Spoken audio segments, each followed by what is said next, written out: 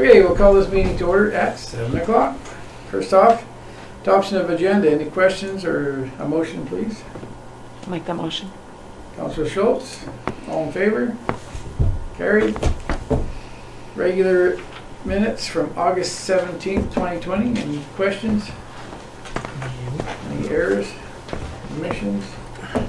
Motion? I'll make a motion we accept minutes. Councillor Moore? All in favor? Carried. Okay, we're on to delegations. First up, from South Grove, Peter Casurella. You're up, Peter. Hey, how's it going? Good. Hi, Peter. Excellent. How long do you want me to take today? 3.4 minutes. You can have, I don't know, what do you need? 10, 20? 15? How much? 10 or 15? 15? Yeah. If you can keep it to 15 or less, that'd be great. Excellent. Thank you very much. Thank you. Yeah, so thank you all for having me today. It's this is a surreal experience not being able to see who I'm talking to, but the wall sure is pretty. I'm going to just address that. So my name is Peter Casurella. I'm the Executive Director of the South Grove Regional Initiative. Thanks for having me here today. It's on my docket and my list of things to do to report into at least 50% of our membership every year to give a direct report to Council about what we've been up to, what we're working on, and what the year ahead is looking like for your information and to help you make informed decisions. I've sent a presentation over. I'm not too sure if you have it available or not. Yeah, we do. We all have it. Oh, excellent. Okay. So the first couple of pages there, just some boilerplate pages, our mission of the association, accomplishments that we've had since 2003, since we've been in operation. And then slide number 4 there, the 2019 to 2020 year in review, gives a bit of an overview of some of the projects and activities that we engaged in during the 2019 to 2020 year that were of significance. Now, last year was a much different year than the first year that I got to spend with South Grove. The first year with South Grove, we wanted to do a project. There was grants aplenty to get, and we were able to forge ahead and do it. And we came roaring into the 2019 year with really big plans that in June kind of got tipped over on their side because of the election.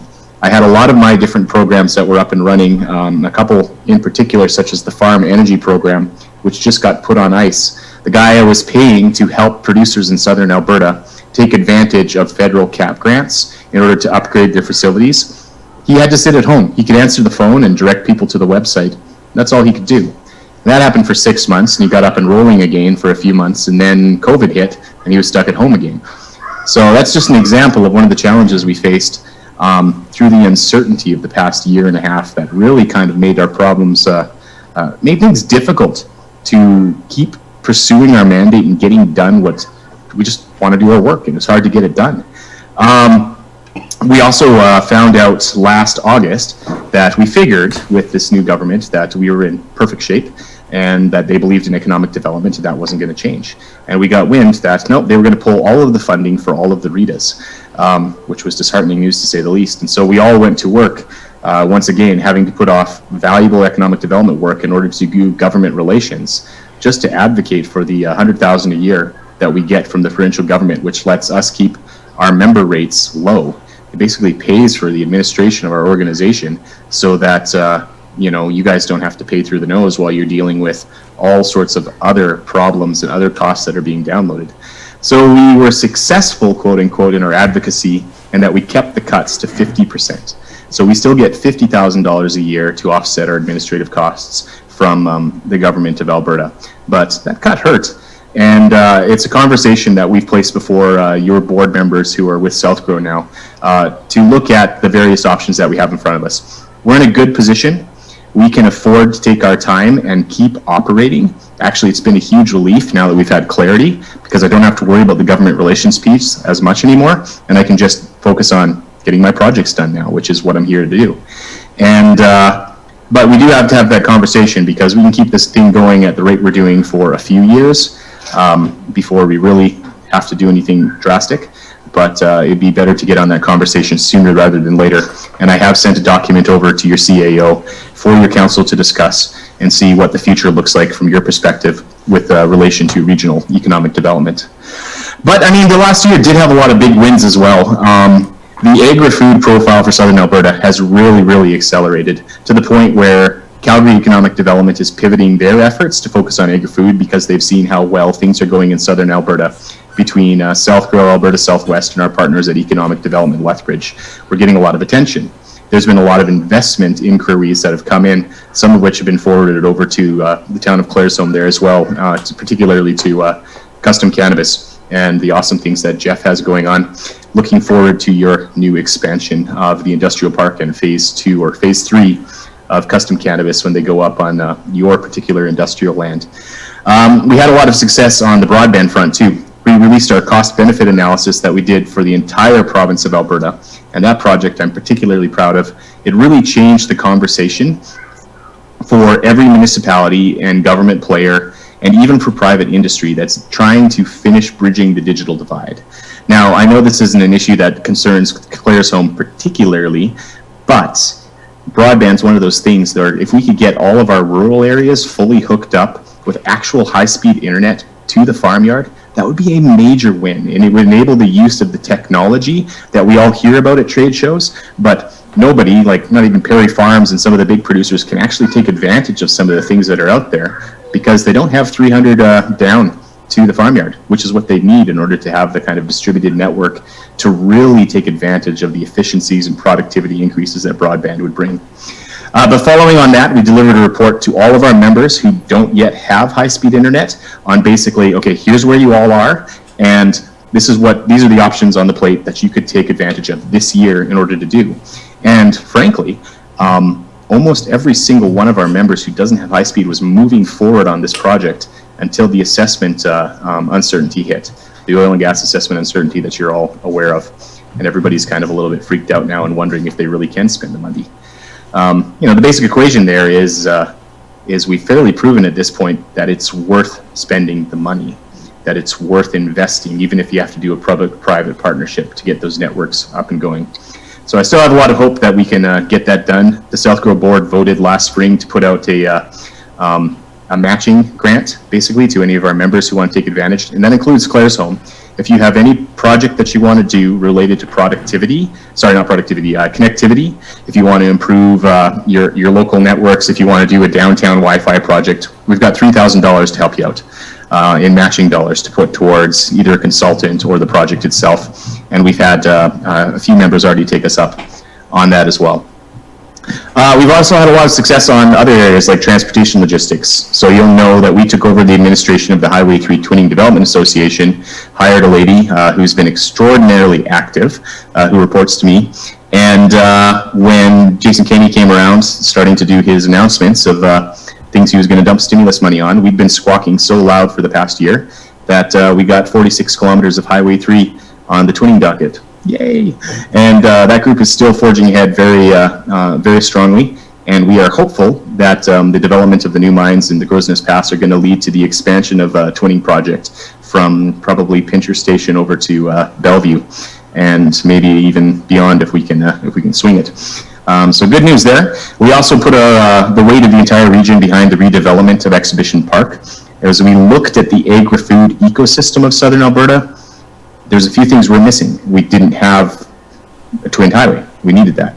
Got that. And we didn't have world-class exhibition space. So we worked with all of our partners in the region to really lobby hard on that front as well. And they got the announcement that they were going to get the funding, and then the city of Lethbridge put money behind it as well.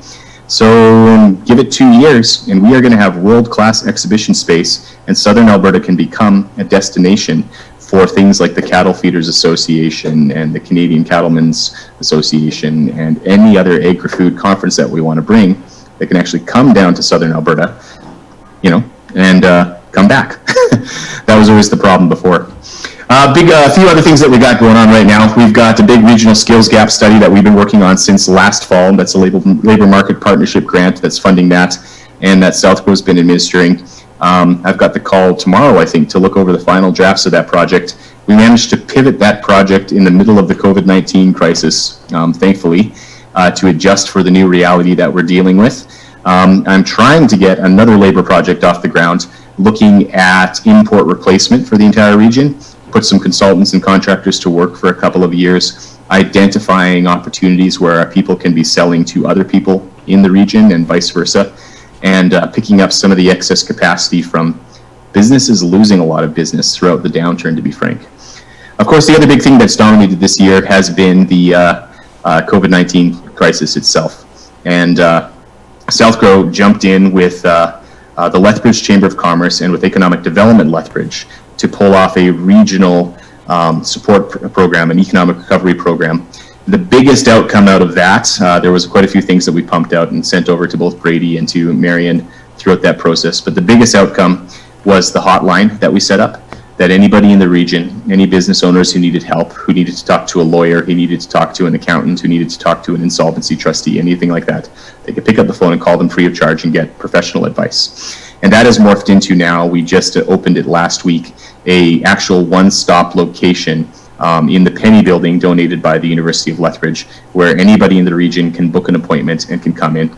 I've seen the original, some of the first stats coming back from that program, and actually 25% of the people who've participated in it have been from outside of the city of Lethbridge. So for a program that was only possible because of the capacity of our friends in the city that they allowed us to participate in, we put in money. We've gotten fairly good return on our investment in that, and frankly, it's something we couldn't have done by ourselves, and so we're grateful for the partnerships that we've built and the good relationships we maintain. Other fun things, well, the Peaks to Prairies project finished up, got buried underneath the news of COVID, but all 20 stations are active, including the one in Claresholm there. Man, I could keep talking for a while here, but we've got, there's a lot of things on that list. I'm happy to answer questions about any one of them. If you roll down, I've talked about most of the things that were on the tangible returns. I'm negotiating with Townfolio to see what kind of a deal we can get. We have our profiles for the entire region for another year, and then we're going to have to look beyond that and see either if we can have a replacement option or hopefully they can give us a better deal. Slide 6 is just an update of all of our projects that we've done over the years that are informing investments. You can see the recent ones at the top there from 2019 up through 2020. Slide 7 is a summary of our strategic plan. This is its final year right now. I've got a bit of work left to do to finish it off. Most things are either complete, on the way to completion, or, well, they're off the strategic plan because for one reason or other, they were completed or unable to be completed. And the board has dealt with those as we've gone.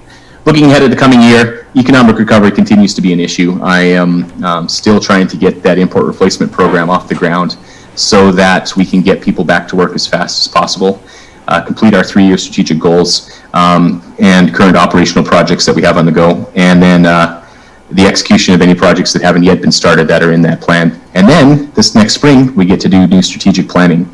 A lot has shifted in the last 3 years. It's going to be interesting to see what we land on. The next page is just some projects of note that we have on the go right now, and I'm happy to talk to any of those as well. The one of particular interest probably is the regional tourism collaboration that the board has asked me to start exploring, and that is a conversation that's happening between Southgrow, Alberta Southwest, and Tourism Lethbridge. Basically, there's a gap, and we're looking to see how we can step into that space and provide our members with the support they need to grow the tourism sector and get more people building more product and more tourism operators taking advantage of the opportunities that are available. An overview of the economic recovery that I've already talked to. And of course, this year's challenge is, well, for everybody, is budgets.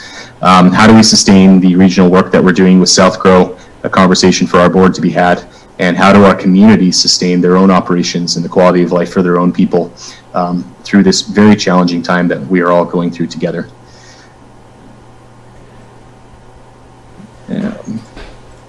And I've talked over the opportunities that exist for Claresholm before on that next slide there. The one I really wanted to touch in is how awesome this rural immigration pilot that you guys are pursuing is. It's been a pilot. You've been one of 4 communities, and everybody, including myself, has been watching with bated breath the outcomes of that particular project, and that is awesome. It is really, really cool that you've been able to pull it off as well as you have, and some of the early returns that I've been hearing about. And I want you to know that I'm very happy to support you in that effort in any way if I can. Green housing continues to be an extremely interesting economic opportunity, and that is going to keep getting pushed from the South Grow angle as a huge area of growth. It's perfect for all of our towns for all the reasons you're aware of because of the work you've done with custom cannabis, but also because it's so light on services. Almost every single South Grow community can provide the services that industrial and commercial greenhousing needs in order to be successful, and they already have all the conditions available. So I'm happy to talk about those as well. But other than that, I feel like I'm pushing my 15 minutes, and I will be happy to take any questions that you might have about my presentation or anything that isn't mentioned here. How does funding look for next year from the provincial government, Peter? Bratzloff. So right now we've got, quote unquote, a 3-year agreement at $50,000 a year, which brings us up to the next election. I put it in air quotes because we haven't got the signed papers back from the ministry yet. And of course they did just get a new minister, which is always a little bit panic inducing. New ministers like to come in and shake everything up a little bit. So poor Jim Willett, probably the hardest working nonprofit chair in Southern Alberta, is back at it advocating to make sure that the new minister knows exactly the value that regional economic development brings to the provincial landscape and why we're an important picture for what Edmonton's trying to achieve for rural communities, or we hope that they're trying to achieve for rural communities. Any other questions? I don't have a question, but I really appreciated the presentation. It was really insightful and thorough. Thank you. And entertaining. Thank you. Yeah, thank you. Anybody else? No? Well, Peter, I'd like to thank you for your presentation, and we will discuss the sustainability later in this meeting. So, thank you very much for your presentation, and we look forward to talking to you again. Thank you, Mayor. Appreciate being here. You all have a great meeting, and I hope to see you in person at All right. the not too distant future. Thank you. Take care. Yeah. Bye.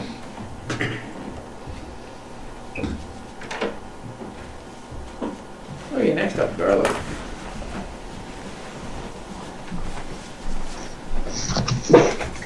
Hello. Hello, Darla. How are you? Good, and you? Good. Good. Thank you for letting me come as a delegation. I'm here representing Tracy and myself. So we have been thinking about this since August, thinking about Halloween being a dud this year. What if people weren't sure about leaving candy out? What if you're not sure about people coming to your door? What if kids couldn't dress up at school this year? How sad. One more disappointment, amongst many. So as we got talking about it, we approached different people in the community and came up with an idea. So number one, we would like permission to possibly decorate Ringrose Park in Halloween decorations. A couple of weeks before, nothing too scary, fun stuff, lights like we did for Christmas, lights on the pergola, maybe in the trees. Another one that was tossed around, Tracy was talking with Annalisa Harrison and Chad Zettner about possibly doing a haunted house, but a safe one. So thought number one for that was possibly using the downtown parking lot alongside Petro's Liquor, where we have the farmer's market, with some tents that were semi-open so that people could walk through. Another idea is to do it in Amundsen Park, in the trees there, or we could decorate Ringrose later in the day on Halloween, and have that more as a scary walkthrough, if that was allowed. That way we're involving some of the older kids as well that might want to do something like that. Littles, it's not too much of a problem.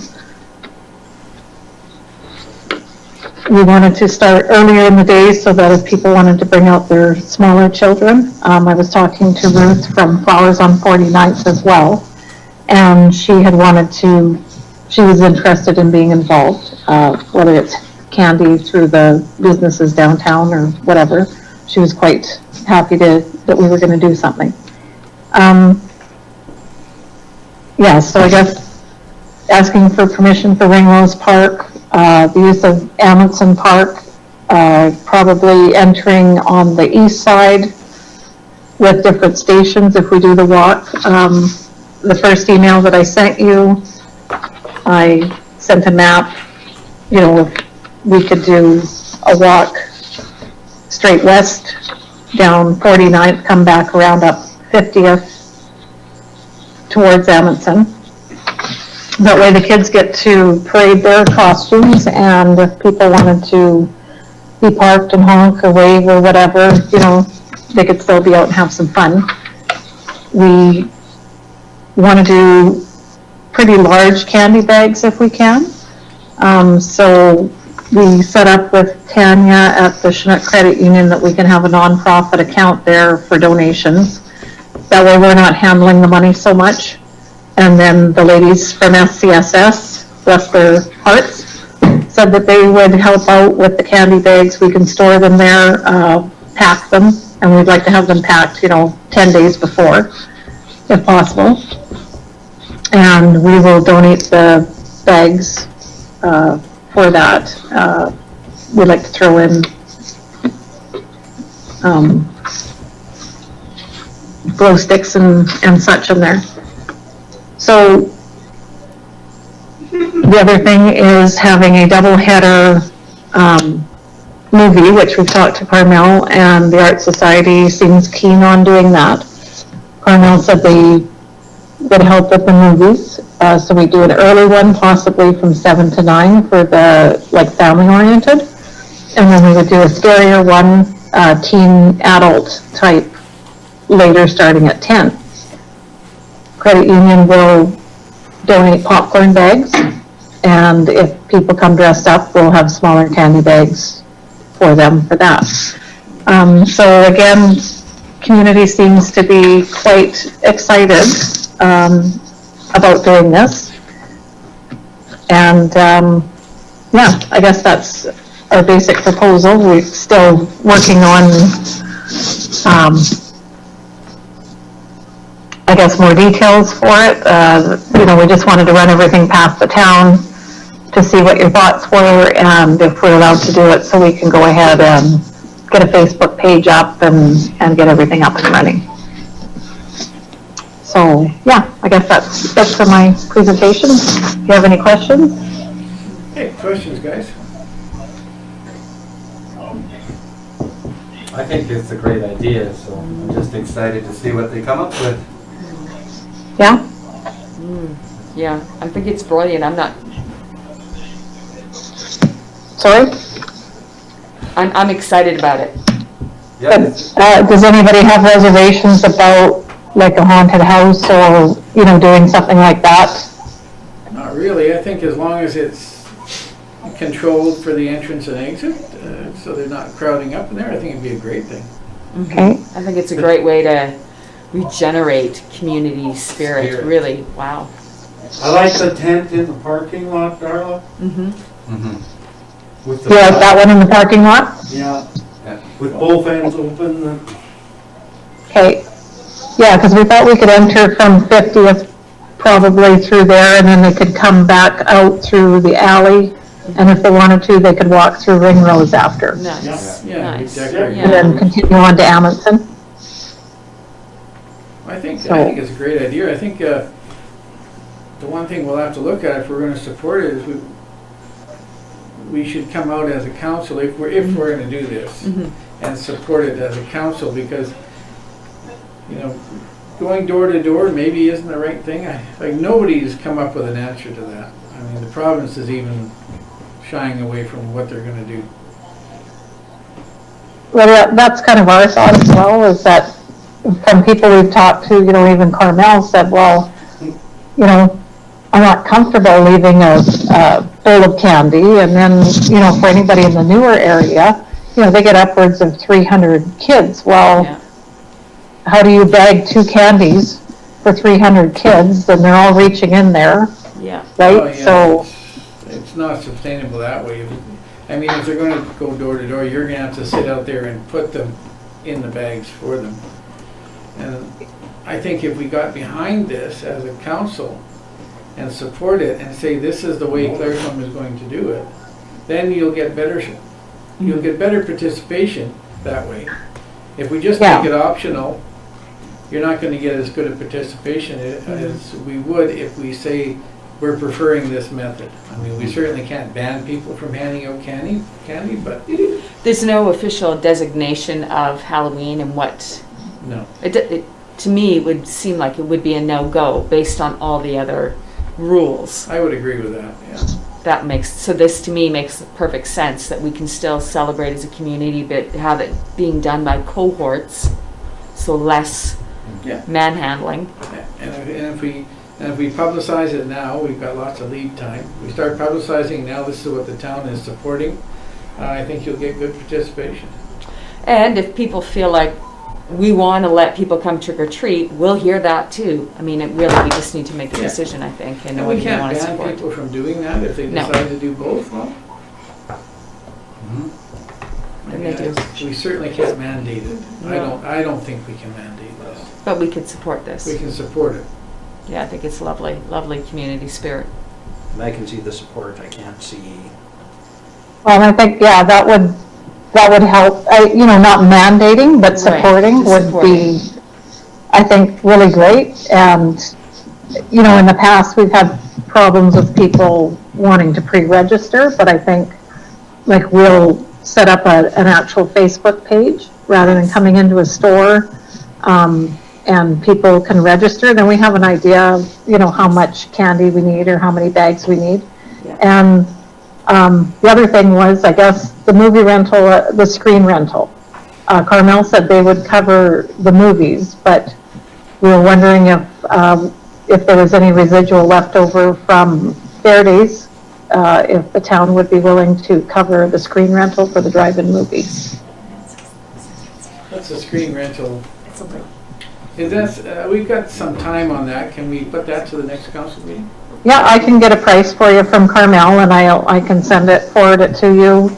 And if you also were to fill out the proper, like the request for a donation, and then Okay. we can take it into consideration. Because we can't just Okay. arbitrarily give out money, but if you fill out the proper paperwork, and administration will help you with that, I'm sure we Okay. can find money to support you. I can't promise it, but I Yeah. think we'll be able to help you, but we just got to do this correctly.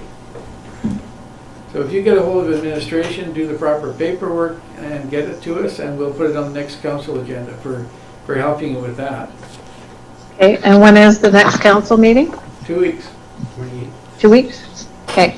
Marion, you want to say something? Just your procedural bylaw says that you won't make a decision on a delegation until the next meeting anyway, unless there's an urgent Unless we have matter. So, if somebody makes a motion, we have unanimous consent, we can make a decision tonight. Yeah. So how are you guys feeling? Well, I could make that motion if we wanted. That's how I'm feeling. I think this is great community spirit, and it's. Well, your it's motion unique. would have to read that you would like to take a vote on this tonight. Should we just wait 2 weeks? Do they need to know now? They still have a month to prepare. wait 2 weeks. Yeah, I think we're okay on the 28th. I've got reservations about the number of people coming through the downtown. We had Fair Day issues and worries about the population being Too close. crammed into downtown and so on. If we're looking at upwards of 300 to 500 families that come through, Well, then you should be looking at the parking lot at Community Hall. then, well, there's some challenges that might need to be looked at. From a safety and sanitation point of view, families that do want to go and let people door to door, there's ways to do that safely. So yeah, I'd like to push it till the 28th. I've got some reservations. Okay, Fair enough? But from a community spirit point of view, I think it's an awesome thing, but there's some logistics that need to be worked Yeah. out. well, Darla, let's, we're gonna leave it till the next council meeting. Can you work with administration and get them all the information they're gonna need, get the forms filled out for the screen rentals and stuff like that? And then we'll be able to go through it on the next meeting and deliver what we're gonna do. Okay, and we should have more information. I just wanted to have everything roughed out for you, sort of what the initial plans were. And, you know, we may have, depending on how businesses and people donate, we might have enough to cover the screens as well, right? So we just wanted to make sure that it was all in place Thank you. somehow or another. I think it's a great idea, and I'd like to pursue it. So Awesome. we'll get everything together and we'll talk about it on the 28th.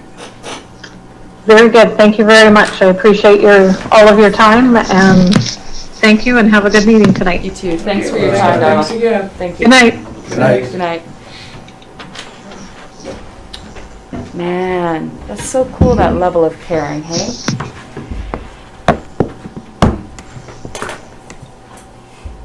It is, I like it. Yeah. But I can see where he's Yeah. talking about if you get too many, like you got 800 kids in there or 500 kids. I think it's too small an area. They gotta look at a bigger venue. There's, from I that think if they respect- got, From that respect, I see more, from a COVID protection aspect of things, I see more troubles with that than Door to door. properly educated households doing it door to door. Parents with masks handing kid. Well, that's the thing, parents with masks, handing out the candy, not letting the kids touch it. It actually is as safe as anything you're doing. Yeah, I don't find that to be an issue, and I know, we had a big conversation with about 6 or 7 kids that were over at the house, and they were all talking about Halloween and how excited they were to actually be able to go out and about. So there's a sense of normalcy that we can continue with on that. Well, and But with the haunted house and the community spirit aspect of that, I mean, I'm excited about that as well. So, well, and that's been going on for a few years now, that haunted house, and yeah, like they've tried this community hall Halloween numerous times over the last 10 years, and they've always had limited success. The doors seem to take precedent for most families. yeah. So I am kind of skeptical about whether kids will give it up going to door, because to me it's not unsafe to go to the door as long as you don't let the kids touch anything, you're dropping it, you're wearing masks while you're doing it. There's definitely ways to do it properly, but we're in a time where there's measured risk on everything, and how we protect our kids will dictate that. Yeah. Well, we'll discuss this more in future days. Okay, action item number 1, delegation response, Wild Rose Community Connections, the Snack Shack Initiative. What do you guys think? I like the idea. If they are the only ones that have access to kind of what goes in there, I could see it being utilized by the skate park. There's several areas in town where, for sure. yeah. I mean, it's worked in High River. Mhm. See, I'm on the other side. Right. I just don't see the purpose of it, but I think that there's a lot of kids that go hungry, Yeah. a lot more than you can imagine. really you think I do know. in Claresville? Yeah, absolutely, absolutely. They need a lot to eat. All you have to do And is. there's lots of kids who don't get a lot to eat, Gavin. It's not even Yeah. that You- base need. You just have to look at the lineup for the breakfast program at the elementary school every morning. It's well utilized. Craig needs in. But I look at that program and I run kids through it, grandchildren through it, and most of the parents I know utilize it because it's handy. Not because they're not feeding their kids. And But there's I- also a large percentage of children who are, it's serving their needs. Yeah, coming from. And how knowing- else are we gonna feed them? Yeah, knowing the if they're not folks being that, fed? that have run it for the last few years and are active with it. And I found out my daughter was using it every morning after I'd already fed her. And I went and I said, okay, don't let Lorelei through the lineup. She's already been fed. She doesn't need to utilize it. Somebody, and she goes, that's very true, but there's 2 kids that she comes with every day that need the program. So She most of notified. that need the program also need to feel like they're not doing it just because they're the kids that need the program, right? Right. So, yes, it balances out on a lot of different situations, but to have something as accessible as that, sure you'll have kids that just grab a snack because they want a snack, but they might be next to the kid that is hesitant to grab a snack because he's hungry as well. So, there's a social aspect. As to long it. as we don't become responsible. Yeah. Well, and it says right in there, they want a 3-month trial, right? That's what Yeah, they're asking pilot, for. yeah. They're not asking for permanency, they're asking for an opportunity to show that it can work. Yep. I mean, And get some feedback on it anyway. I think it's worth the try. yep. Well, any other input into it?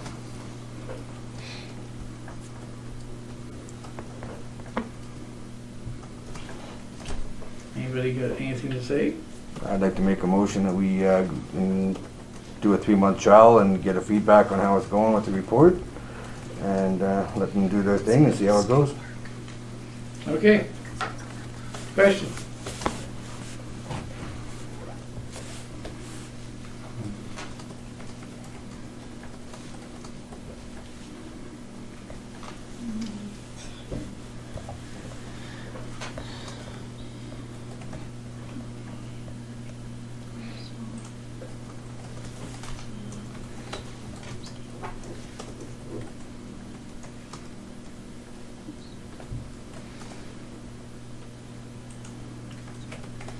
So I have moved by Councillor Cutler to allow Wild Rose Community Connections a 3-month trial of their Snack Shack initiative in Claresholm at the Claresholm Skate Park and have them report back after that time with an update.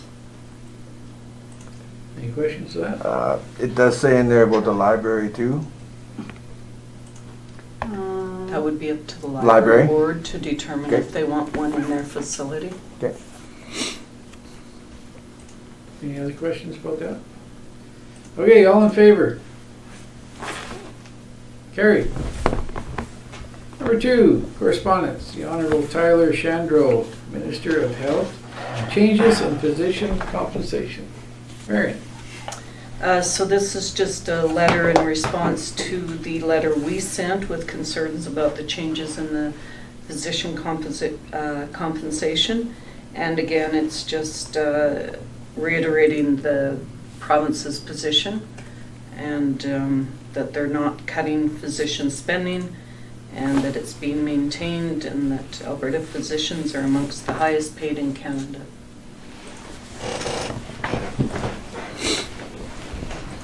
Any comments?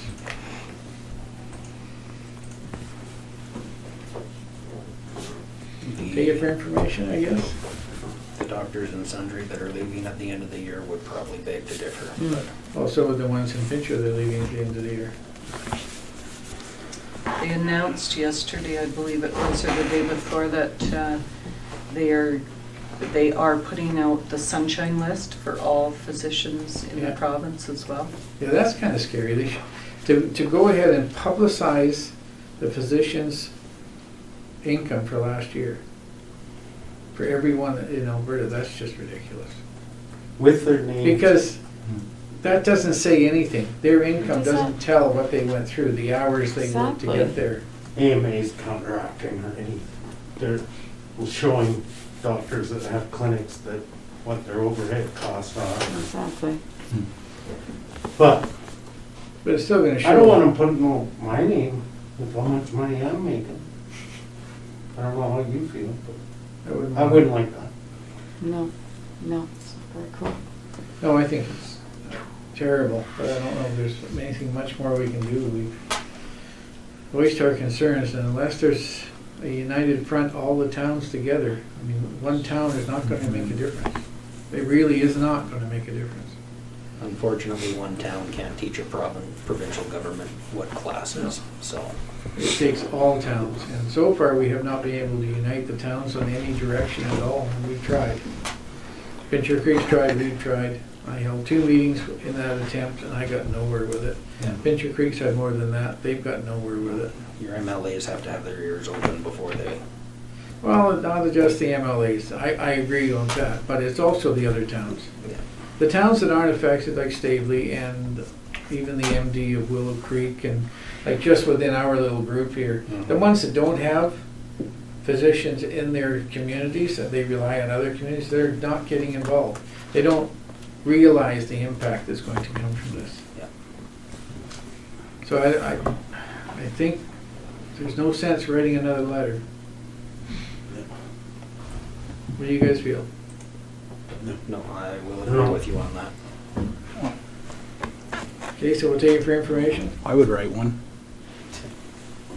You want to write another one? It's, They're a staple of our community. right? I mean, it's no Not that different other than, people aren't essential, but our populace wouldn't live here without them. A large percentage of our And they're population rare. will move. They are rare. They're not a dime a dozen. You can get a doctor anywhere. No. They're super rare, and I think it's, I don't know. I think if, I don't know, Mary. I agree, like you say, it takes more than just one, but I don't think a guy should just give up. Well, what would you like to say? What would you want the writer to talk about? Is there a way that we could maybe get other right ones so we could impress upon our supportive municipalities to consider writing letters too, so we're working in I've collaboration? talked to them face to face. And they've got nothing. They're just not. The MD, They're not affected, so they don't. But they are affected. It's all the Mary. participants that use them. Marion? Perhaps the letter could just state that we're disappointed with the government's response to the concerns that municipalities are putting forward, where we as a rural community are potentially going to lose doctors and the effect that that has on our community. So maybe it's a little different spin on it, that, you know, we're disappointed in the province's response to this issue. Is that Kind of like what you fair? told us. Yeah. And is it, just as a reminder that municipalities should have a voice, because it directly affects our community. Yes, for sure. and I'm sure that the AUMA is doing something about it. Is there supporting them to do something about it helpful at all? I don't They think don't the seem to AUMA really get is doing anywhere, do enough personally, but that's, from what I read into it, the AUMA has not done their job on this. Or not, I'm sorry. Not the AUMA, but the physicians. They, AMA? AMA, they have not done their job on this. Have you read a lot? Have you seen anything they put out? Not volumes. There's little burps they put out, but they don't, There's a ton. no, they don't put it out No. to where general people will see it then, and that, if they're not doing that, then they're not doing their job. And that's per instructions. But whatever. But without getting out to the public, they can petition the government all they want, but if they're not getting the public You're behind not, them, you're not gonna change the government's mind anyway. I don't care well, who's writing what letters or who's talking to who. They aren't gonna change their mind. well, I think I'm not opposed to writing another letter and keeping the fight up. I'd love to have Mr. Chandro sit at the head of the table and have a chat. You're probably going to get an opportunity in the dialogue with the ministers at AUMA to have that conversation. So perhaps it would be prudent of us to prepare a statement to present at that dialogue with the ministers. I think that would probably be more effective. Well, you could do both, right? Yeah. Both. I think, let's go with what Craig said and write a letter saying that we're not, the way Marion voiced it, we're not we're not happy with the outcome, what the government's put out there, their response.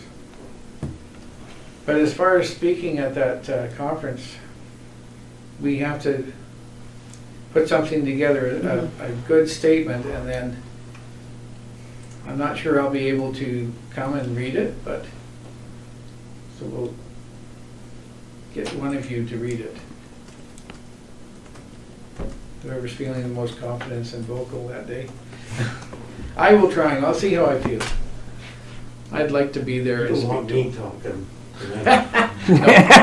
If I got something to go off of my book, I'll stand up for it and do it. If there's something to read It's not off, gonna you betcha I be can work pleasant. collaboratively with whoever needs to get whatever literature needs to be So presented. let's get something together for a statement if we get a chance to ask him a question. And I'll see how I feel. If I'm able to come, I'll come. If not, we need to back up, and if Craig's the one to read the statement, then so be it. Perfect. Okay, so we're directing, do we need a motion to direct administration to write a reply to the, okay, Craig, you making that? Yeah. Make a motion to write a reply of, Just say to the health minister. to the health minister in our disapproval of their, All in favor? For conduct. Carried. Let her read the motion. Do you want No. to- Oh, you go ahead, read it into the Well, I record. haven't finished typing yet. Continue to. We know what it's gonna say.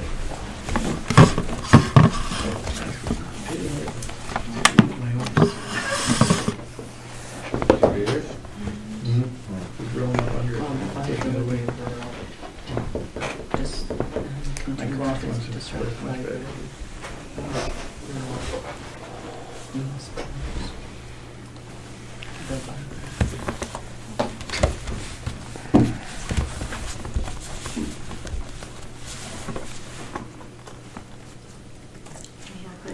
And to also prepare a statement, period.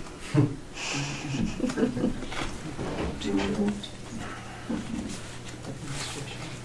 to prepare a statement to present with, at the AUA conference during the dialogue with ministers.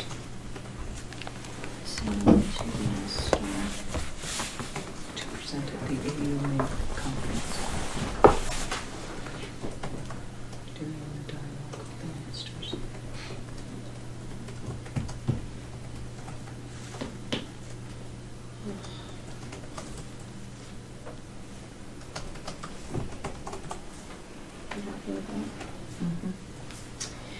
So moved by Councillor Zimmer to write a letter to the Minister of Health stating the town of Claresholm's disappointment in the response from the ministry as rural Alberta is highly reliant on our physicians and that their actions continue to disrupt the viability of rural municipalities. And further to direct administration to prepare a statement to present to the minister during the AUMA conference during the dialogue with the ministers. All in favor? Carried. Number 3, correspondence, the Honorable Leela Shannon Ahir, Minister of Culture, Multiculturalism, Status of Women. Call for nominations for the 2020 Stars of the Alberta Volunteer Awards. We'll just take this for information.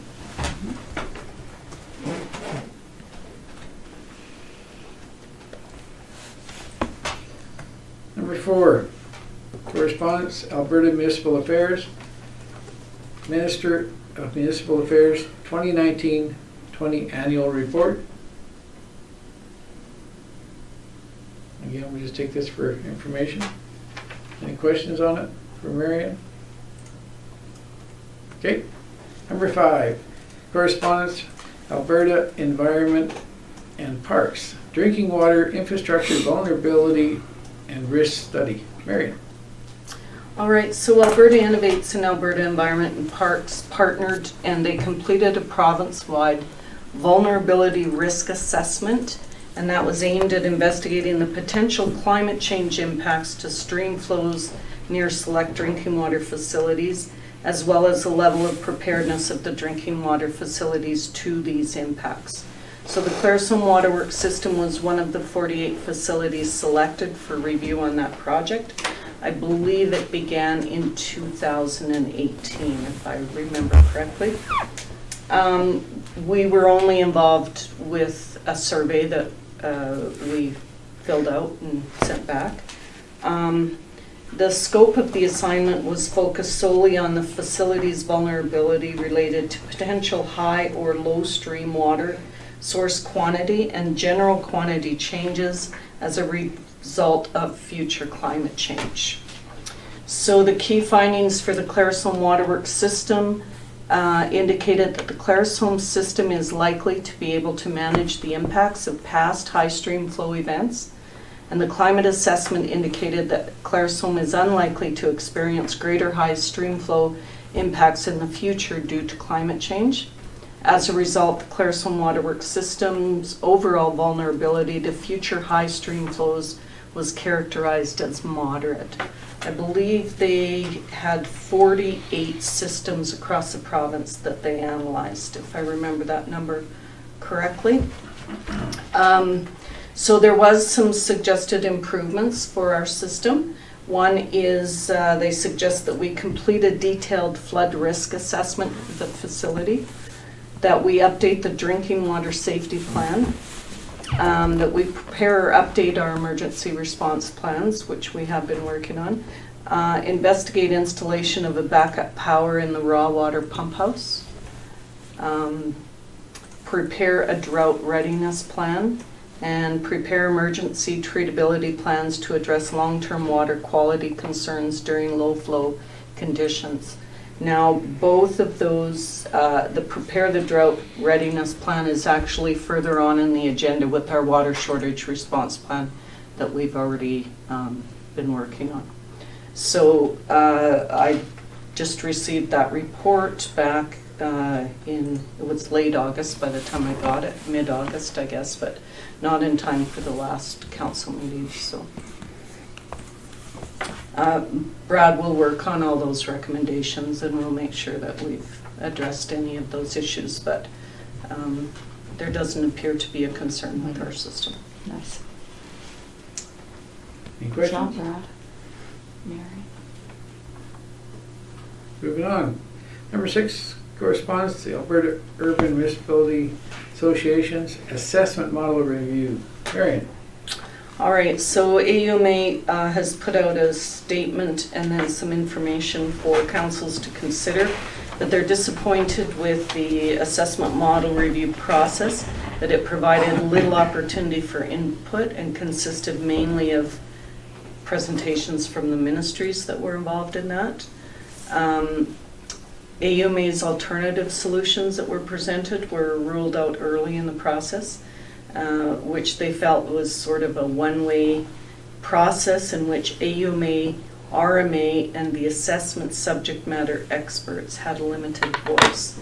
So in other words, it appears that industry had a strong voice at the table. So AUMA strongly recommends that they abandon the changes to the assessment model in favor of temporary incentive-based tax reductions for companies investing in Alberta. AUMA would like the subject matter experts of the Ministry of Energy to be involved in developing the incentive-based tax solution, and the province needs to be a partner in the solution by reducing their portion of the education tax requisition by the equivalent amount. So the amount that assessment is dropping, they're recommending that the education tax component drop the same. So they have also put together a sample letter that they would like council to consider sending on behalf of our municipality, and basically it just speaks to those concerns that AUMA has presented.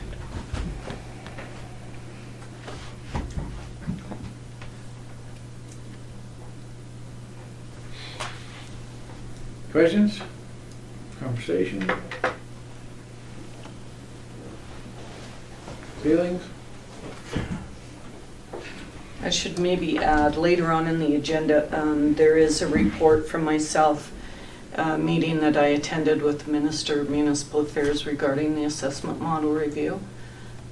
She indicated that she was not comfortable with the model that was presently there, but made no commitment to change, other than she's out and about speaking to the municipalities as well as industry.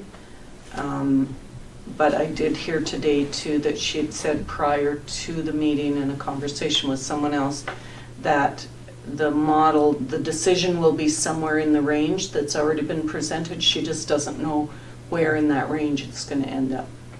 So it's definitely going to have an impact. And also, we did send a letter previously when we first got the changes. How does the administration feel about this letter? The Well, wording? again, I don't think it hurts to continue to advocate for municipalities. Well, I mean more in what's wrote, the way it is presented. In point form.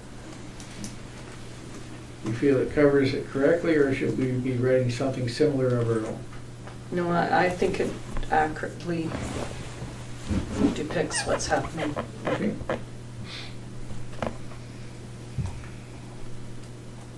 Anybody like to head that direction?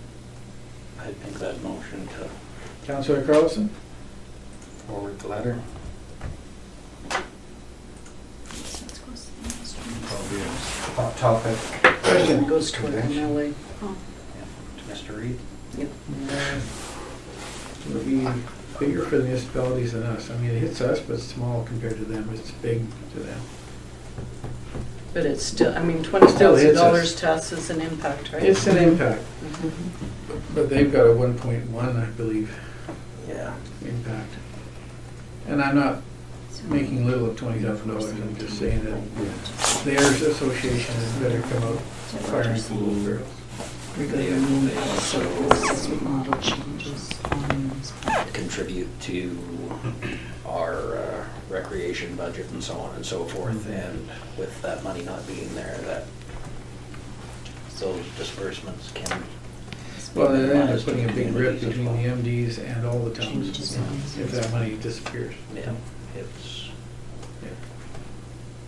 It'll basically come down to they're gonna have to find the money rather than cut corners. yeah. Okay, question? Moved by Councillor Carlson to write a letter to MLA Roger Reed regarding the impacts of assessment model changes on municipalities. CC the minister? Yes, please. CC the Ministry of Municipal Affairs.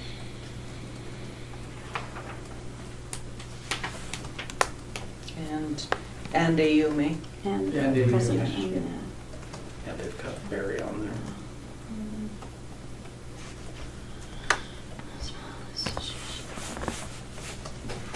Should we also CC the MD Willow Creek, Sure. just so they know that we're doing what we can?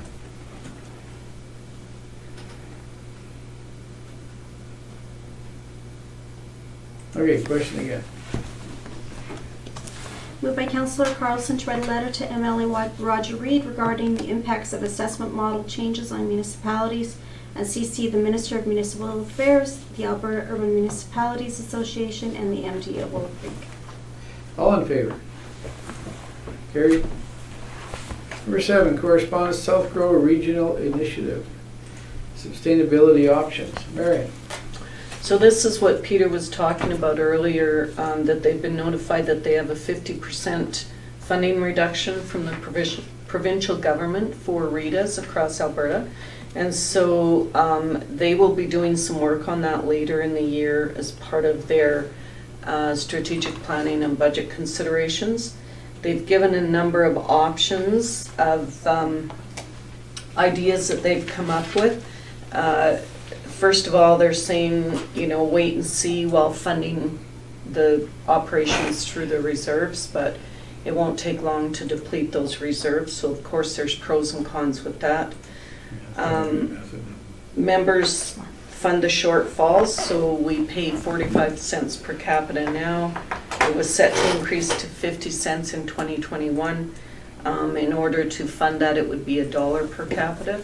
Now, that's the amount that we currently pay to Alberta Southwest as well, is $1. So we've paid significantly less to South Grow over the years.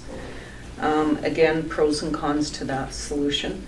Members independently fund the organizations, so we could set ourselves on a path towards independence and stop relying on government transfers if we feel that the initiative brings enough benefit to the communities that are participating to be able to fund that, which again means we'd have to come up with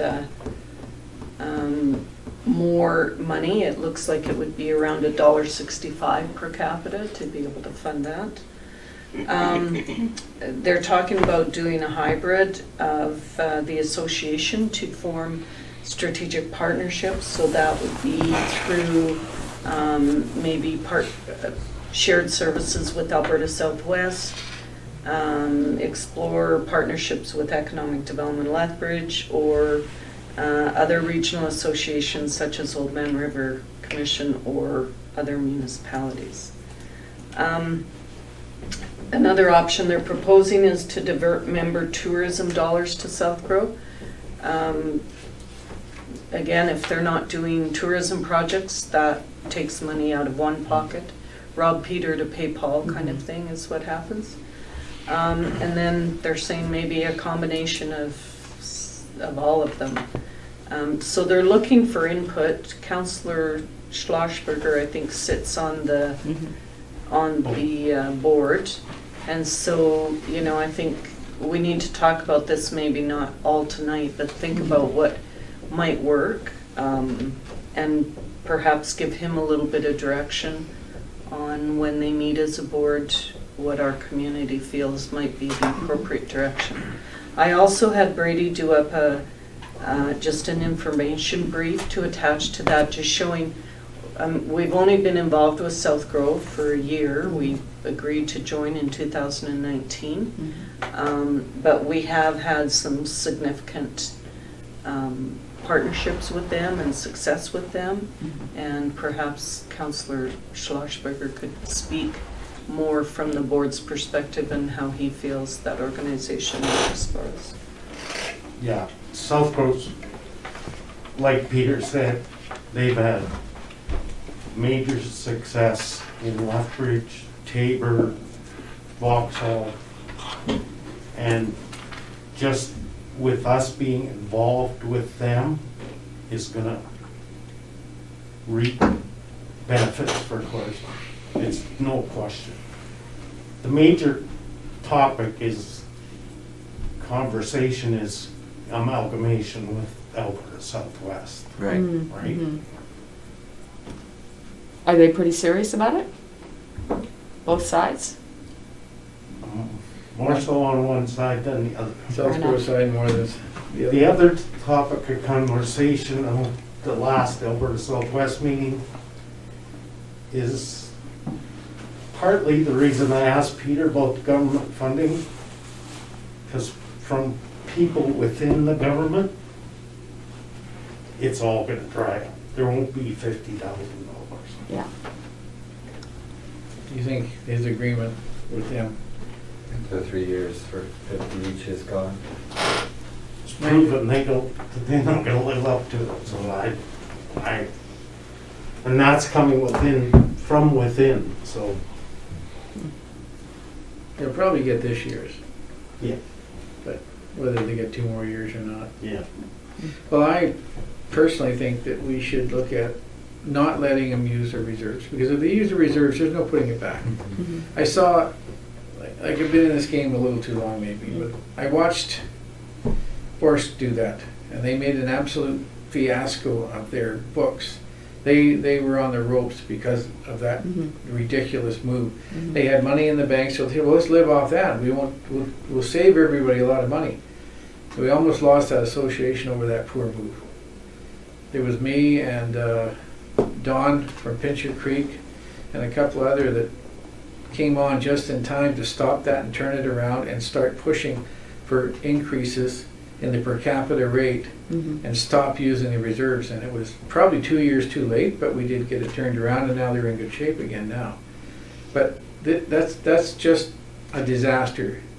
You don't live out of your reserves. Your reserves are there for emergencies, like maybe to carry them over for a couple of months till we come up with a solution, not to live out of for 2 or 3 years. Right. Because then you've got nothing to fall back on. So I feel that right now they think they're going to get that 50. We go on that assumption, and I would like to see us agree to pay the additional per capita to support them. Shortfall. Because that, to So me, that's the way. level up to what Southwest That's is doubled at. up right now. Marion, you good? I think that might be a reasonable solution, but I'm a little bit hesitant to have council put that kind of a motion forward. Simply because, as we've been talking with the changes that are coming and the impact on our budgets, there may be, we may have to look at services and what's essential and what's not essential. I think that administratively, my opinion is that for those RETAs to remain viable, they need to amalgamate. And they do need Yeah. to. Because the municipalities could actually save money That's right. if they could amalgamate and run as one organization. It's the new reality we're going to live in, because we're not going to be able to afford to continue to pay numerous organizations at $1 or $1.65 per capita and not have an impact on our tax base. Well, and right now, we're not looking to make any motions. We're taking recommendations. Brad's going to take them back to the meeting. So I think we should send that message that we firmly support an amalgamation of the two associations. But I would like to also say that we also support that use your pay and do not use your reserves up. Yeah. Because using reserves, there's no turning around on that. It's like a person that's making a really good income, not saving a nickel and getting unemployed. There's no comeback from that. My concern is that with COVID, this is going to become even way more important than it was before, because there's going to be towns dry up and blow away. They might. Yeah. There are some of them that are in bad shape now. I agree completely with that. And without help from organizations like South Grow and Alberta Southwest, they're really pooped. So, depends what you want. Well, I don't think we should formalize anything, but I think if everybody puts their input in and Brad takes it back to the meeting, and we've got a strong voice there, and we'll just see what develops and what direction we have to take. Yep. Sounds good. Are we okay with that? Yep. Any other comments you want to throw in, anybody? Well, I'm fine with that approach. Okay, we'll move on. Leave it in Brad's capable hands. Not any pressure there, Brad. Well, I pissed everybody off and lost Alberta Southwest. Oh, we can go for that. Break them to start. Okay, number 8, correspondence. Claresholm District Chamber of Commerce, the Heritage Mural, a Claresholm celebration on the old Fields building. Marion.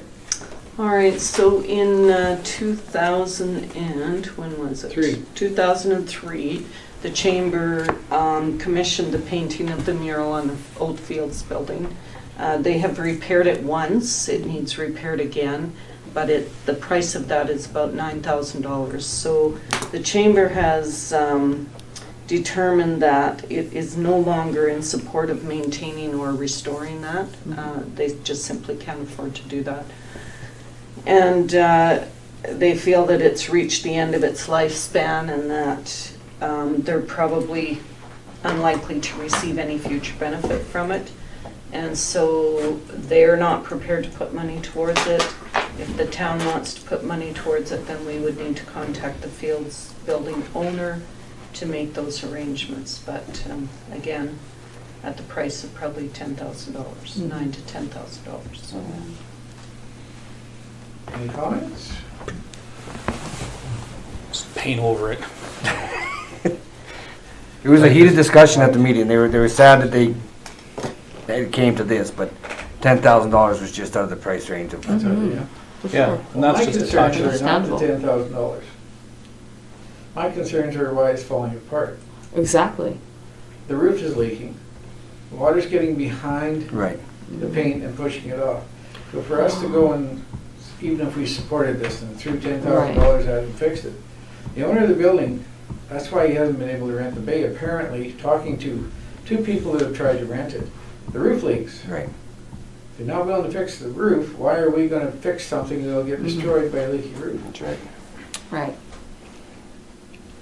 So it should, a little bit of, and it only took a few minutes research to find out that why this is happening. Mm-hmm. It's the owner of the building, and the building unfortunately is in a flux with, it's part of an estate closure, so nobody's gonna spend money on it to repair it. Mm-hmm. And I just think at this time, it'd be foolish to put money into that. Oh, I agree. Yeah, I Yep. agree. I mean, it's really cool looking and everything, but timing. Mhm. It's just, For sure. the building is in a bad state of repair. And it's only gonna get worse with the Salvation Army is pulling out of there. They only have one tenant. They're not willing to put any money into that building. So I'm sorry, but I can't see supporting it at this time. Mhm. I think it's a wise choice on the chamber's part too. Yeah, for sure. So So I guess just let the owner do what they want to do with it, I guess. I think we just leave it for now, and Mm-hmm. we should send a letter informing the chamber that we just feel at this time we can't support it. So we'll need a motion to that effect. Greg, you started. Sure. I'll make that motion. I'll let the chamber know that we're not going to do anything with it as well At this time. at this time. Is that okay with everybody? Mm-hmm. Question?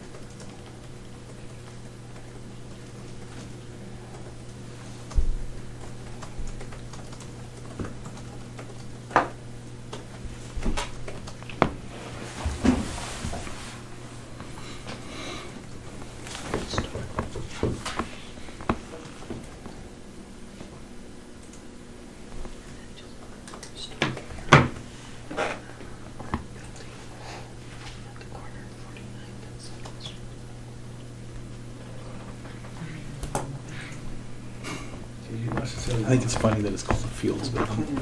I still refer to it as the Sand Store. Right. So do I. I read Fields, otherwise I would have said Sest.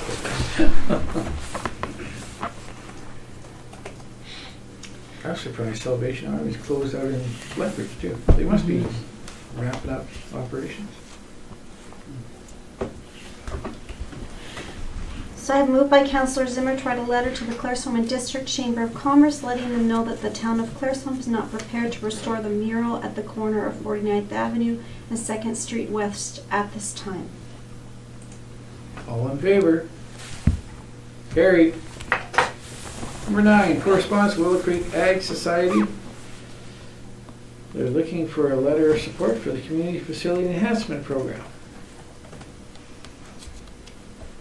Marion, you got anything to add? Just they want the letter to read that it's, that we support the application regarding the grant being submitted by the Willow Creek Ag Society for the purpose of completing stage 2 of the indoor equine facility at the Claresholm Agriplex. So,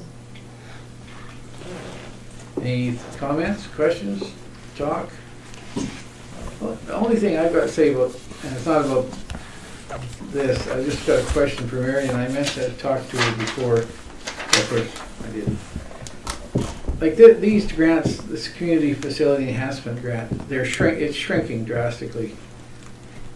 of course, all the government is, should we be being more, like, a little more selective in who we support so that there's a better chance of getting them support, or should we worry about that? Well, the municipality is not able to access the grant, so it has to be nonprofit organizations or charities. So I don't know how we would choose which nonprofit we want to support over the other. If they're prepared to make the application and we deem that that society is beneficial to the community, you know, the letter of support goes a long ways. I know as part of the application, they do want letters of support from the municipalities. So it would definitely, if they didn't have it, it would definitely take away from their application. So. No, that answers, I just wondered if, should we be doing it for everybody that asks, or? Well, if you had some real concerns with what they were doing, then I think that's reasonable. And I have no concerns with this one. Yeah. It was just a generalized question because we do get these periodic ones. Okay. Skater Would you like to done. make a motion, Mike? I'll make a motion that we write a support letter. Councillor Cutler.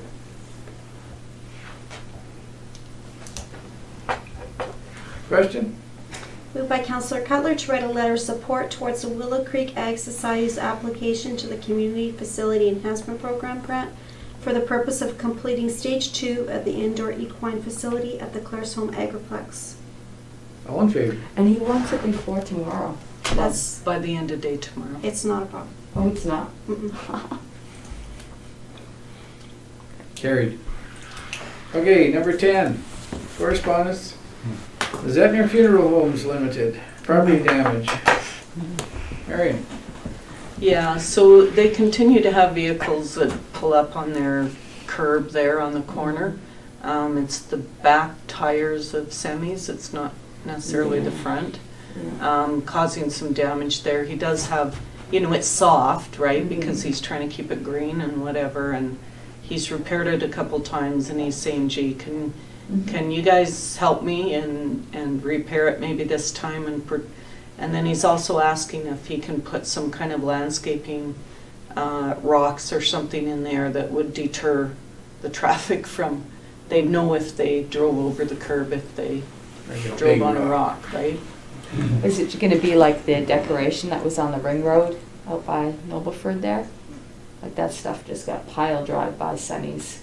Well, yeah, they drove right across it. They took out a noble drill there, a noble, I think, you know, Like I there's get what nothing he's wrong, from what I can see anyway, there's nothing wrong with the angles of the intersection or whatever. It's just a matter of they're cutting The short. nature of the, yeah. it comes down to poor driving of it, Sammy's part. But it's just periodic. So he would be looking for, you know, can we help him repair it, which I have no concern with. Our guys could go help him with that, but, and then he'd need permission to put those decorative stones on the boulevard because it is town property. And he knows that the semi-tires can still crush those suckers too. Well, If That's they on hit him. them, they're That's gonna on him. damage themselves. So they're gonna be more careful. Okay, I think we should, I'll make that motion, I think we should support him. I would say that we should give them permission to go ahead and change that corner and put some large rocks there, but there's no need for us to repair it then, because the grass that's damaged, I went and looked at it, the grass that's damaged will be taken care of by the rocks, so there's no need for us to get involved. okay. The only thing I got is because that would be town property. If Billy Bigrig takes the corner and causes damage on his trailer, does that come back on us for repairs? Why is he on the Because he shouldn't be boulevard? driving on the boulevard. Why is he on the boulevard? You're not on the, why are you on the Hey, boulevard? I've seen sillier things. You know how many We all people wipe have. out the no U-turn sign when the semis turn the corner at Shell? That Every sign other gets one. knocked down all the time. The other Really? option I suggested to Mike maybe is if we put one of those bowlers there that have the reflective, you know, the yellow That's a good idea, I think that would be a better deterrent. cemented in, that then if there's snow piled there or whatever, it also identifies, you know, it's a little bit above the snow piled up or whatever. I'm not against it. I'm all for it as long as there's no bad There should repercussion not- comes toward Chad or towards us for You can't going see that route. liability because why are they on the curb? easy question. Why are you on the curb? I get it. It's just, Oh, I don't know if there's some little sneaky little I loophole don't see somewhere that that, happening. I'd personally like to see it, like, if you put a reflector there, you just mentioned the shell, they run over them steady. No, I'm talking a cemented one. Oh, like a, The big ones. well, if Not we're just gonna do a- that, then why not put a big rock there and bolt one to the top of the rock? Well, Put some the cement buller blocks. wouldn't look as nice, and I'm sure that's what he's wanting That's to what he's do, is have concerned it about. more Yeah. The rock aesthetically would look good. pleasing, right? Yeah. So, would- I was would- gonna say, there's no way that we eliminate liability, but, we plant trees in boulevards. People, if people drive in the boulevard and hit the The tree, tree. Yeah, we're not responsible. fair enough. No, that's fine.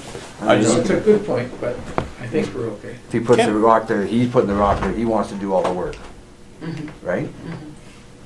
Well, I would Put say, some of his- rather than the repair, Mm-hmm. let's let him put a rock there. If the rocks don't Or a work, then few we'll deal with it rocks. later. 2 or 3. Got enough there, because I feel for the guy. Every owner, I mean, we've been through 3 owners there, every one of them, twice a year has to repair that corner, at least twice a year. as long as the size of the rock, I know that's a big wide open intersection and I know he's not looking for a huge massive rock, but as long as needs it to doesn't be a interfere significant with. size. Yeah. Like 2 or 3 rocks put in the corner there. Needs Yeah, to I I hear just you don't say want it, somebody nope. calling up, hey, just help me because I didn't see Now I- that car coming, Yep. Now we gotta, right? yep. Right? I agree. Yeah. So if somebody would like to make a motion to allow him to put, as far as repairs, that's gonna take care of the repairs, because it's just a little trench. Yeah, I'll make that motion. Let him make it pretty. I thought Lisa Yes, I already. thought Lisa. Oh, Lisa, oh, I missed it, I'll sorry. second Lisa. Counselor Schultz, I didn't notice that one.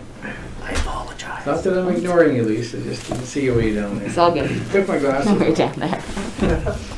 Indeed. Question?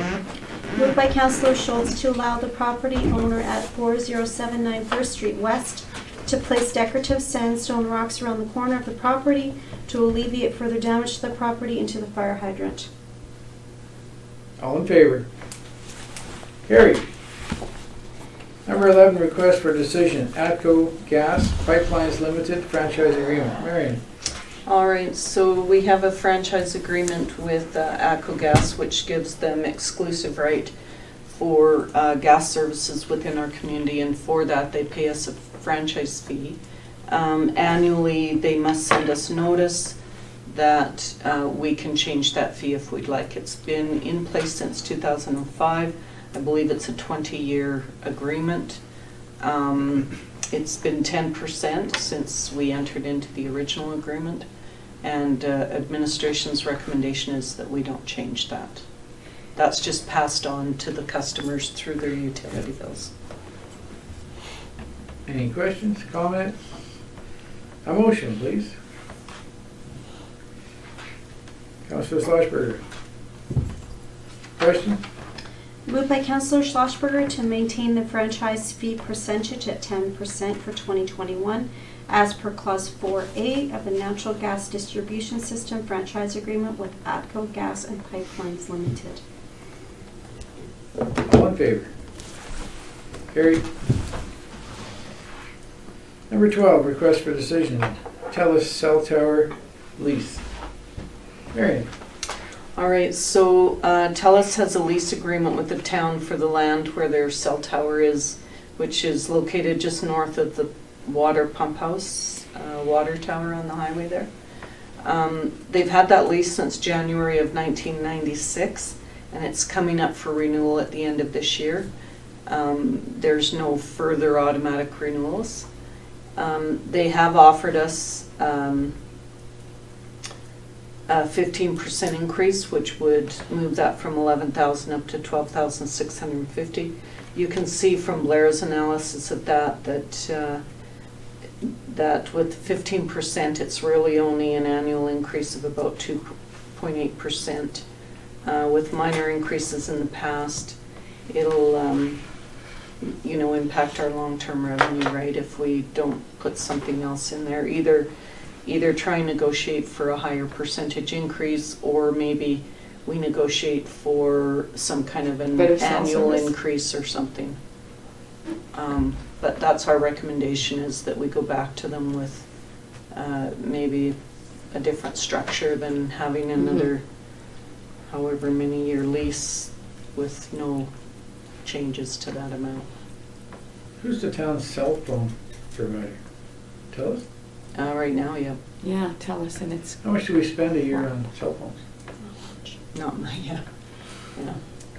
We don't actually. At one point, I can remember when I first started with the town, there used to be a deal that they used to give us free cell phones, a few every year. But they were old ones.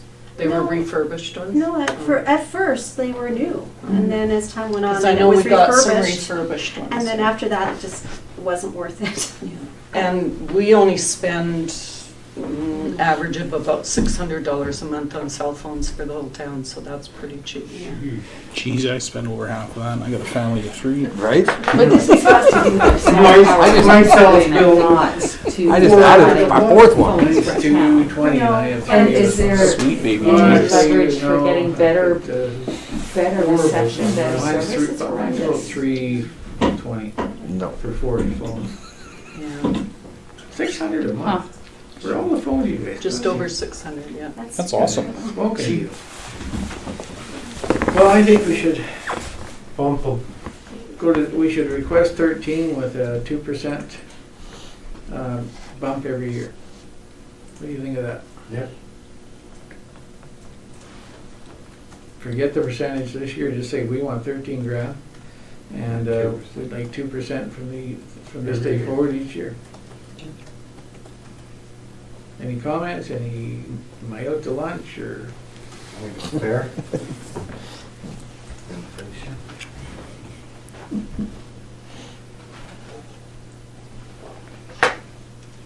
We'll see what they come back with. I Yeah. guess. Anybody like to make a motion? Or do we need a motion?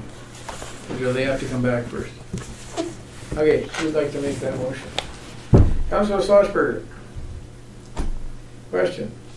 Moved by Councillor Schlossberger to direct administration to respond to TELUS that the town is willing to renew the cell tower lease agreement, however, with a rate of at least $13,000 annually for the term January 1st, 2021 to December 31, 2025, with a 2% increase each year of the term.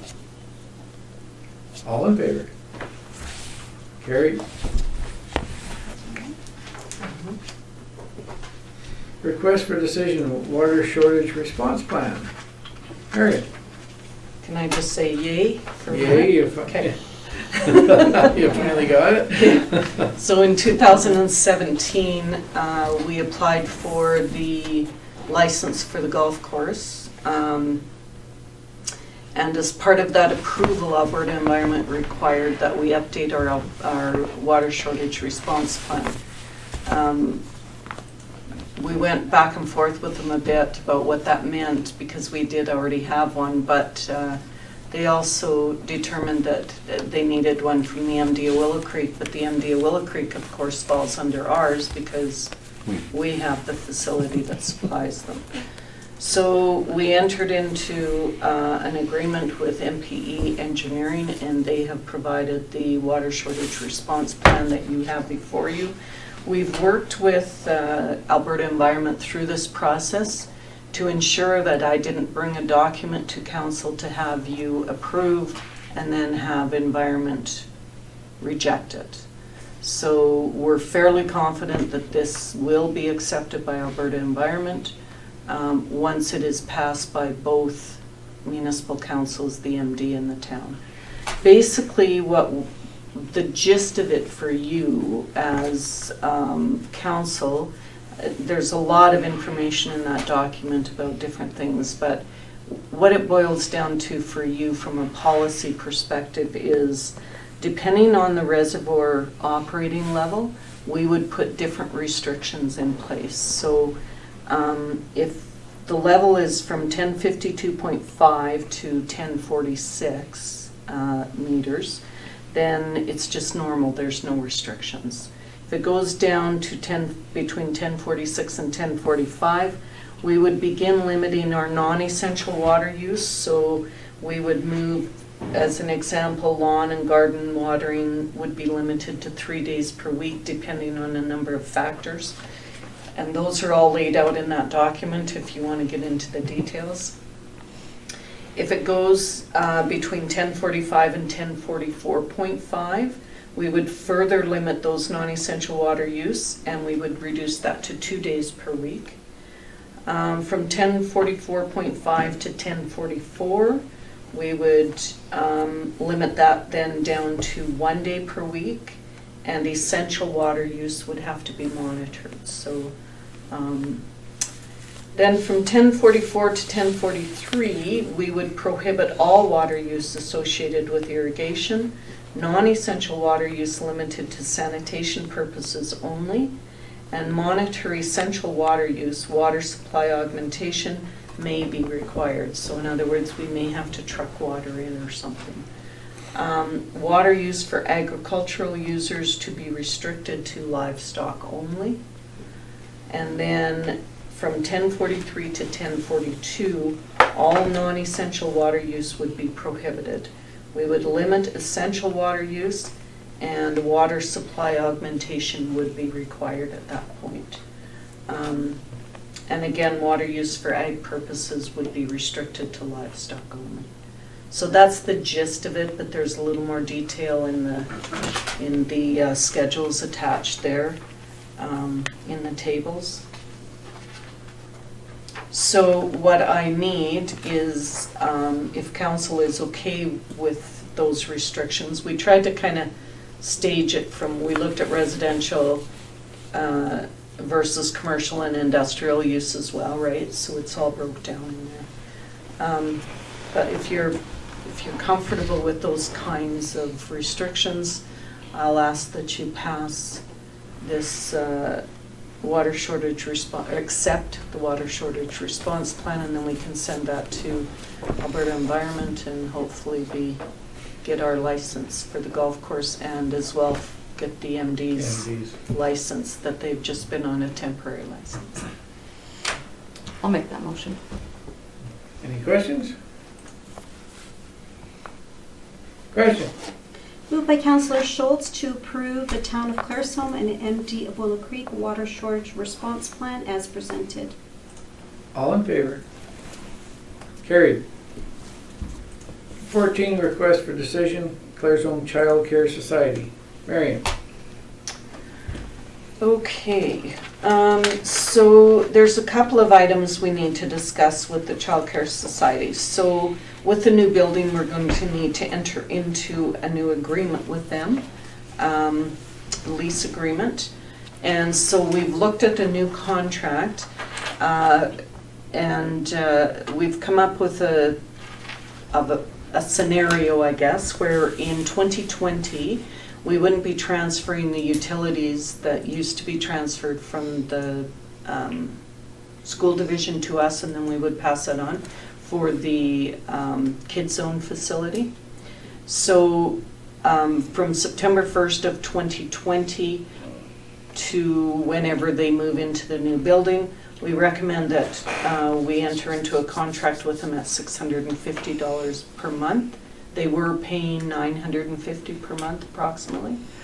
And then after they move into the new facility, then we would start charging on that, and we would have a flat rate for utilities rather than reimbursing us every month, which fluctuates their numbers, which would bump them up to the $950 again. So it would be consistent with what they're paying now. So that's the first recommendation. The second is, there was a motion passed back in March to waive all rent and utilities for the facility during the COVID restrictions when they were unable to operate at capacity due to the restrictions. So they're back with stage 2 of the relaunch. There's still some restrictions on them, so they're not at full capacity yet. I don't know that that has to do with the restrictions, or if it's just simply some people weren't still working or had children at home or whatever was happening. So they had 46 children enrolled in daycare pre-COVID, and they currently have 20 in daycares, so that's only 43% of their original. And then they had 27 in the kids zone, and they have 20 now, so it's 74%. It's our understanding they are receiving some of the wage subsidy and those kind of things as well. So our recommendation is that we go back to the new structure and that we charge them the $650 per month beginning September 1st, and then move that to the $950 when they're in the new building. Because it does have all of these things have impacts on our budgets as well too, right? So. Comments? Observations? Anything? I think that's fair. Thanks. Yep. Okay, I'll make that motion. Councillor Schultz? For motion number 1, where we charge them the 600 until they're moved into the new 650. facility.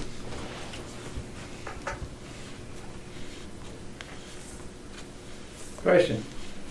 Moved by Councillor Schultz to direct administration to work with the Claresholm Child Care Society to draft a new lease agreement between the town and the Claresholm Child Care Society for the facilities located at 5895 8th Street West, effective September 1, 2020, based on a flat monthly rent which will include all utility services.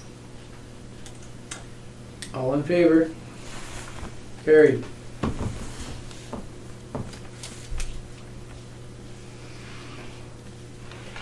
Next. I'll do the next motion. Okay, Councillor Cutler? Question? Okay, so Councillor Moore said he would make the motion. Councillor Cutler put up his hand and you said Councillor Cutler I was made the looking at motion. him and he said it, and Councillor Cutler said. Well, you didn't say a word, did you? so which one am I doing? I only saw, I agree with the motion. I can make the motion. Oh, but- okay, that's fine. I just was trying to follow. Okay, yeah, so don't moved just by put your Councillor hand up, Cutler. because if I'm not looking at you, I ain't gonna say nothing. You gotta. Sorry. I was adjusting my mask, that's all. Moved by Councillor Cutler to resume charging rent to the Claresholm Child Care Society as of September 1, 2020, for both the daycare facilities located at 221 44th Avenue West and the before and after school care program Kids Zone at 5895 8th Street West. All in favor? Carried. You were just moving your hand, that's all. Yeah. Because I just like made the motion. I heard it too. 15, financial report. Any comments? Observations? If not, motion to accept. Councillor Schlossberger? Question? Moved by Councillor Schlossberger to accept the consolidated statement of operations for the month ended July 31st, 2020 as presented. All in favor? Carried. Information brief, meeting with the minister. Marion? Well, I kind of spoke to this earlier in the meeting. Just basically, we were in Fort McLeod, and one of the things I didn't mention, I guess, is I did take an opportunity to address some of the concerns that our council has had with the assessment model review, that the changes will reduce our revenue stream, our policing costs are transferred down, which have a significant impact. Our reduction in our grants in lieu on taxes on provincially owned buildings has been reduced. And that the assessment changes may have an impact on our rural-urban sharing agreements with the rural municipalities maybe not having that financial ability to be able to transfer many funds to us. We're also unsure of the impact the assessment changes will have on the education component of our taxes and how much of that will then be transferred to the urban municipalities. And I also reiterated that council is the closest to the people as a level of government. And when our taxes increase, it's very difficult to explain to our residents that it is because of provincial downloading. Because they see it as a municipal tax, whether it's an education tax or policing or whatever.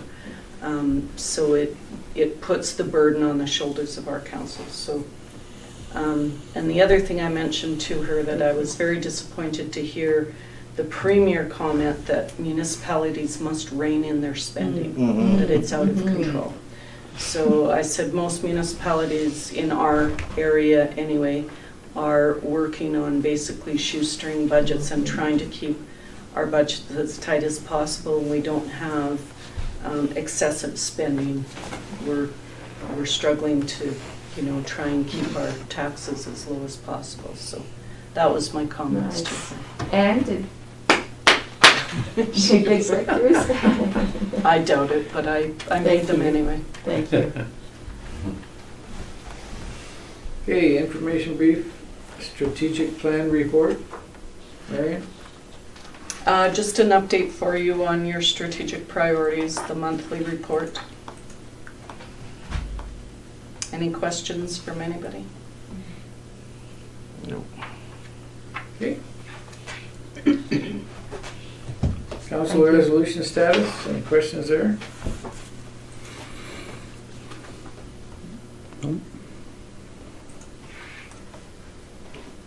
Okay, if not, how about the information items? Any questions came up with the information items?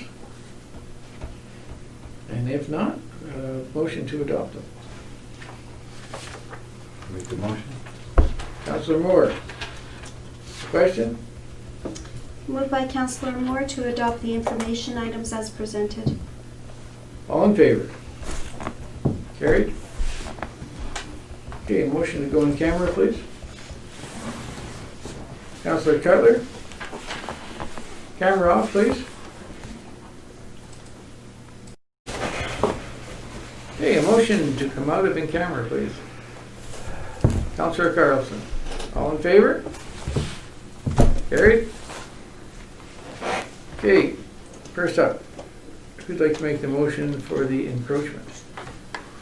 I'll make a motion to enter an encroachment agreement for 224 48th Ave East.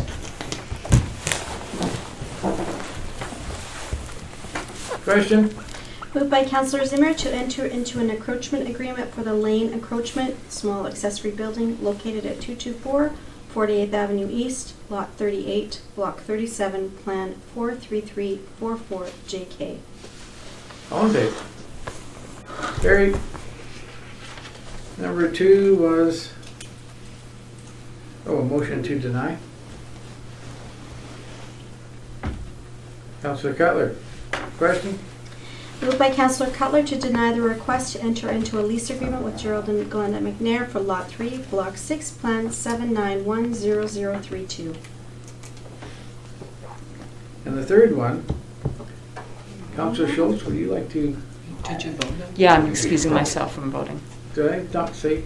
Need to vote on No, Gerald and Glenda. all in favor? Carried. Councillor Schultz, you'd like to say something? Oh, You guys Isn't Before want this this it? next motion. Before the next Oh. motion. sorry. Yeah, I need to excuse myself before the next motion. For Okay, you conflict, just step just out call it a For conflict. 2 For a seconds. conflict of interest. Yeah, perfect. We, if you could just step out for a minute. Declared a conflict. And it'll be noted in the minutes. As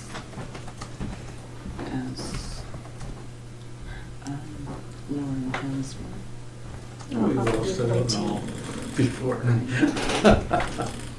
That was my whole high school life. Yeah, well, Craig spent his life out there. They had a desk out and all for him. They did. Pointed in the corner. No, they took him out of the corner because he was doing things there. True story. Didn't need to look what happened. Okay, and I've then, got a story for you afterwards. Oh, So God. then and left the meeting at left the meeting. 9:20. Yeah. Okay, we ready? Yeah.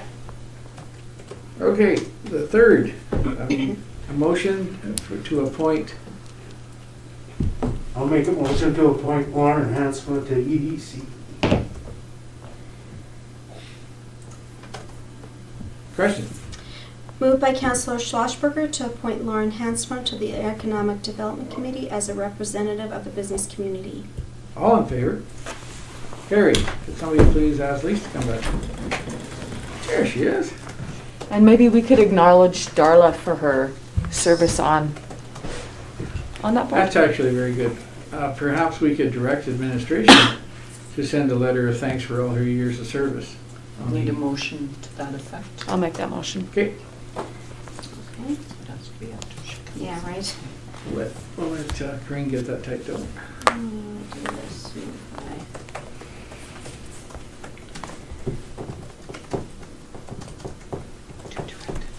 She's your chair.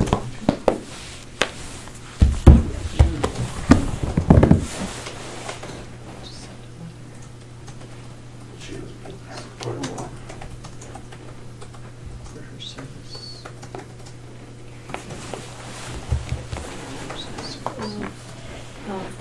Service. What kind of service will I, not successful, Yeah, don't break your own neck. Just. well, I was gonna say it's. So Craig, you must be top salesman now, huh? Yeah. He's concentrating. He's selling a truck right now. How many salesmen out there? Me. 2. Good job, buddy. Okay, We ready? yes. Question. Moved by Councillor Schultz to direct administration to send a letter of thanks to Darla Slovak for her many years of service on the Economic Development Committee. All in favor? Carried. And last but not least, Councillor Carlson, motion to adjourn. We are adjourned. Okay, don't you guys leave. We gotta go